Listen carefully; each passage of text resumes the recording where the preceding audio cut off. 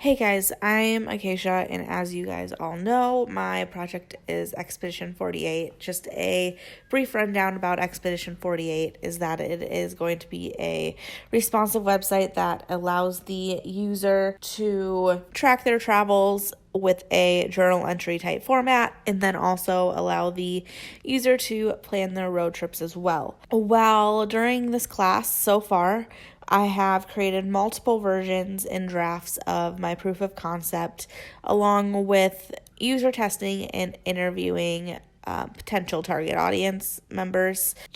So to start off, I am going to talk about my proof of concept and then go into my user testing results and target audience interview results as well. This proof of concept that you guys are about to see is my latest version, so it will include any changes that have been made due to user testing and that kind of stuff. I have 3 main tasks. The first task is to have the user create a journal entry and then share a badge they earned. To start off any task in this project, the user needs to log in if they aren't already logged in, or sign up to have an account to get access to the website. Once they are into the website, they see the trip feed, which is the main part of this website. It's where basically everything is and where all the trip entries end up. For the first task in particular, the user is going to want to click on the create an entry button on the bottom of the screen. I have it highlighted with the yellow circle currently.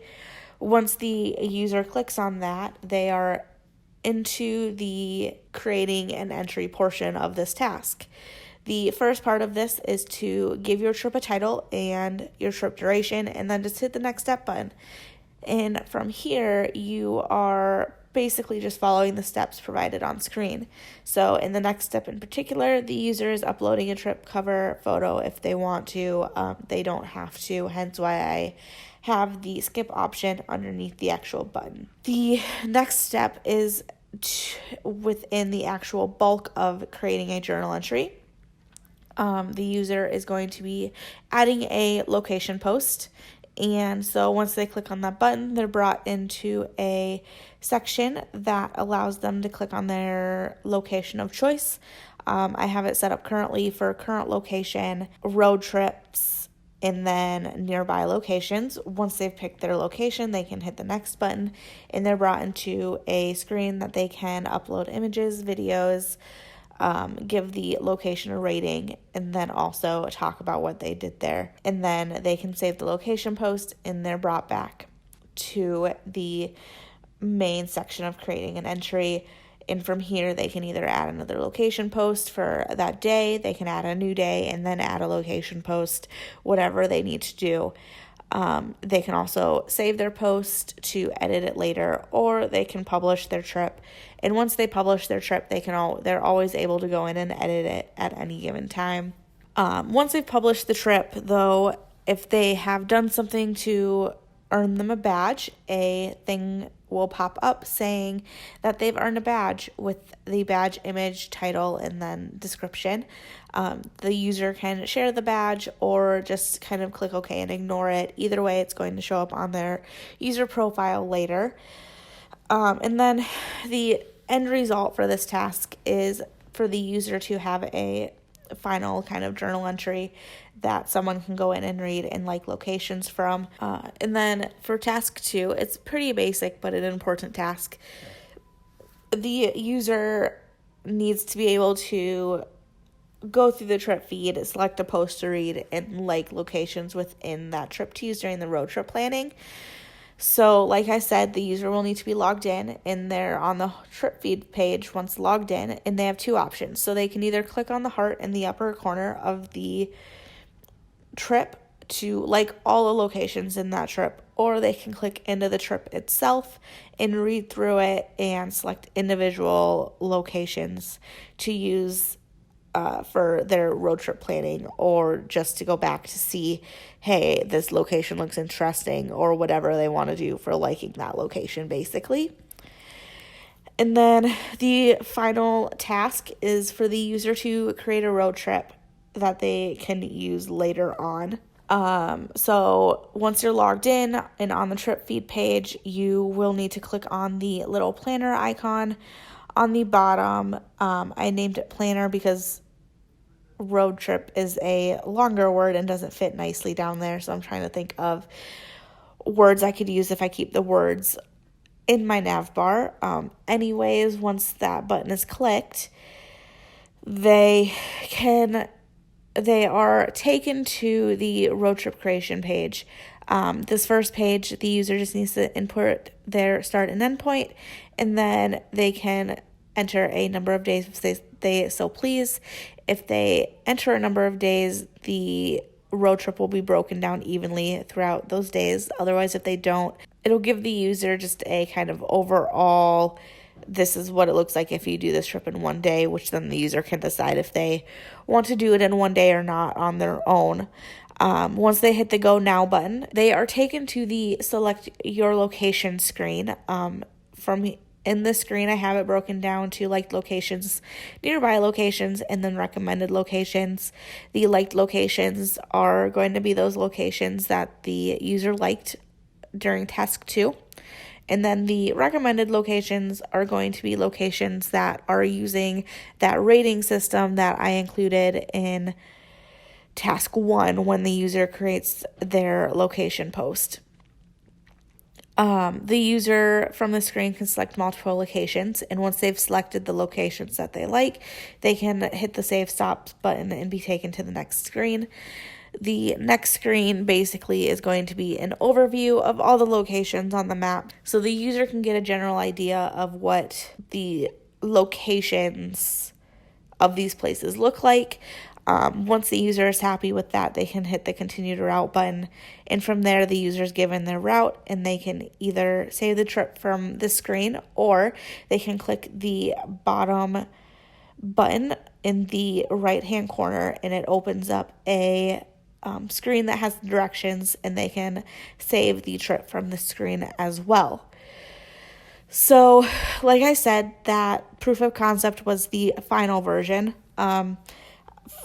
Before that, I had some user testing, so I'm going to go over what I found during user testing so you guys can see kind of how it evolved a little bit. So I user tested 3 people. The first person I user tested was Shayla. She is an 18-year-old female. The main thing I took from her was that things ultimately seemed pretty easy. The main thing she had a problem with was on task 1 and trying to figure out which button to press for creating a journal entry. She ultimately ended up just clicking on the bottom button, which all 3 user testers did. So from that, I decided that I was probably better off just having one spot to click for creating a new journal entry. So that's what I did. I took off the top journal entry creation point and just did the bottom. This allowed me to free up some real estate within the actual trip feed, and also just clean up the main trip feed screen in general. The second tester I had was Ryan. He is a 45-year-old male. Once again, he really didn't have any issues completing the tasks. The main thing I took from him was that during task 3, to try to add some instruction to the tasks. So from this, I originally didn't have any instructions on the selecting a location screen, and so from his feedback, I decided that, okay, maybe I should include some instruction, and I just made a heading telling the user to select your locations. And then for the third tester, Michael, he is a 26-year-old male. He gave me the most feedback, which I appreciated and really kind of thought about and ended up taking quite a bit of it. He recommended adding the rating scale so that the user can rate a location, which I included. He also suggested to figure out a way to separate liking an entire trip from liking just a location. So I'm currently thinking about how to add that. I'm not entirely sure how that would work though, so hence why I haven't completely added it. And then the last thing he suggested was adding labels to my icons on my navigation, which I ended up doing as well. So the part that I took from him to begin with was just moving the save icon on the creating a journal entry page and moving it to the bottom nav bar instead of taking up room in the top nav bar. So I moved it from the upper right hand corner and moved it down to the lower right hand corner. After doing some user testing, I also did some user interviews. For my user interviews, I selected 3 people that were within my target audience, but at the same time on the outskirts of my target audience, just to get a new viewpoint and some new insight as to how users that aren't directly in my target audience are using their phones while traveling. So the first person I talked to is Sam, and she is a 24-year-old female who is currently traveling back and forth from Sioux Falls, South Dakota to Willmar, Minnesota for school.